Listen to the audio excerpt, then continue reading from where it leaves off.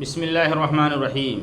دوستو، آج میں اس ویڈیو میں آپ کے سامنے پاک مٹی سے کس طرح سے وضو اور غسل کیا جاتا ہے اس کے تعلق سے، وضو اور غسل جو پاک مٹی سے ہم کرتے ہیں اس کے تعلق سے، اسے کرنے کا سلیقہ اور اس کا کرنے کا جو طریقہ ہے وہ لے کر کے حاضر ہوا ہوں۔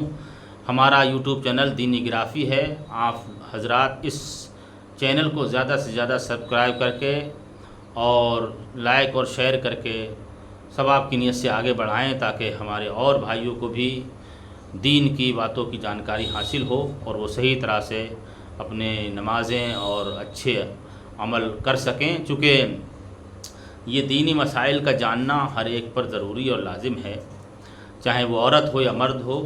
ہم اپنا وقت غلط ویڈیو دیکھنے میں گھنٹوں گھنٹوں گزار دیتے ہیں۔ یہ کچھ دینی جانکاری آپ کو دی جا رہی ہیں، انہیں دیکھیے اور ان کو سیکھنے کی کوشش کیجیے۔ اللہ اس کی جزائے خیر آپ کو عطا فرمائے گا۔ تو تیمم یعنی پاک مٹی سے کس طرح سے ہم وضو اور غسل کر سکتے ہیں اس کے تعلق سے آپ حضرات سنیں۔ سب سے پہلے قرآن مجید فرقان حمید میں اللہ تبارک و تعالیٰ نے ارشاد فرمایا ہے وَإِن كُنتُم مَرْضَىٰ أَوْ عَلَىٰ سَفَرٍ أَوْ جَاءَ أَحَدٌ مِّنكُم مِّنَ الْغَائِطِ أَوْ لَمَسْتُمُ النِّسَاءَ فَلَمْ تَجِدُوا مَاءً فَتَيَمَّمُوا صَعِيدًا طَيِّبًا فَامْسَحُوا بِوُجُوهِكُمْ وَأَيْدِيكُمْ مِنْهُ۔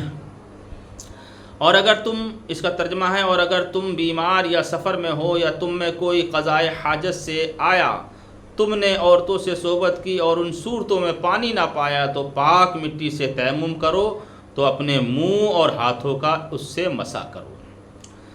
اسی طرح سے حدیث پاک میں پاک مٹی کے تعلق سے، تیمم کے تعلق سے ہمارے نبی سرور کائنات صلی اللہ تعالیٰ علیہ وآلہ وسلم نے ارشاد فرمایا ہے پاک مٹی مسلمان کا وضو ہے، اگرچہ 10 برس پانی نہ پائے۔ تیمم کا حکم کب اور کس مقام پر نازل ہوا یہ بھی جاننا ضروری ہے۔ تیمم کا حکم ہجرت کی 5ویں سال مقام بیدا یا ذات الجیش میں نازل ہوا۔ تیمم کرنے کا صحیح طریقہ کیا ہے؟ تیمم کرنے کا صحیح طریقہ یہ ہے کہ تیمم کی نیت کیجئے۔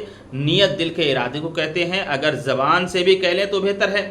مثلا یوں کہے بے وضو یا بے غسلی یا دونوں سے پاکی حاصل کرنے اور نماز جائز ہونے کے لیے میں تیمم کرتا ہوں۔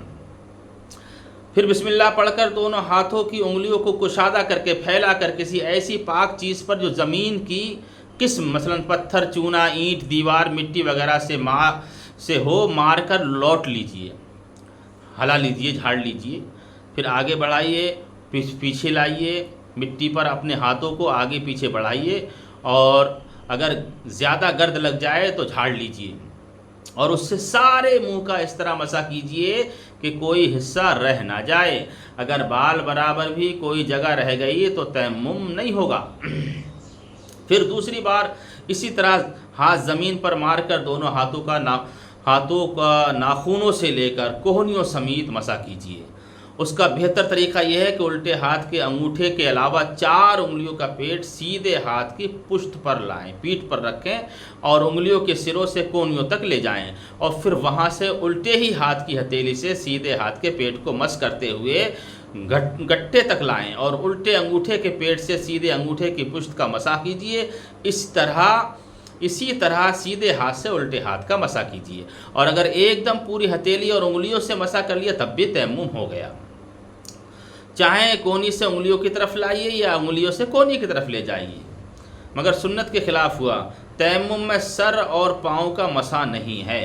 تو حضرات، یہ تیمم یعنی پاک مٹی سے وضو اور غسل کرنے کا طریقہ میں نے اس ویڈیو میں آپ کو بتایا، اور یہ حکم ان لوگوں کے لیے ہے جو پانی پر قدرت نہیں رکھتے ہیں یا انہیں کسی طرح سے کوئی عذر ہے، کوئی بیماری ایسی ہے جس سے پانی انہیں نقصان دیتا ہے، جان جانے کا خطرہ ہے، اور کسی نیک حکیم نے، پرہیزگار متقی ڈاکٹر نے انہیں یہ بتایا ہے کہ پانی سے آپ کی جان جا سکتی ہے، تو ایسی حالت میں آپ اللہ کی عبادت کرنے کے لیے پاک مٹی سے وضو اور غسل کر سکتے ہیں اور اللہ کی عبادت کریں، نماز پڑھیں۔ اس وقت جو معذور ہیں، جو پریشان ہیں، جو پانی پر قدرت نہیں رکھتے ہیں، ان کے لیے یہ حکم اللہ نے نازل فرمایا ہمارے نبی کے صدقے میں۔ تو ہمیں ان باتوں کو سیکھنا چاہیے اور زیادہ سے زیادہ اور لوگوں تک ان باتوں کو پہنچائیں، تاکہ جو معذور ہیں، نماز پڑھ نہیں پاتے ہیں وضو کی وجہ سے، غسل کی وجہ سے، تو وہ بھی اس پاک مٹی سے وضو اور غسل حاصل کر کے اپنی نماز کو ادا کریں۔ زیادہ سے زیادہ اس ویڈیو کو شیئر کیجئے، چونکہ ایسی دینی باتیں لوگوں تک پہنچانا ثواب ہے، اللہ اس کی اجر آپ کو عطا فرمائے۔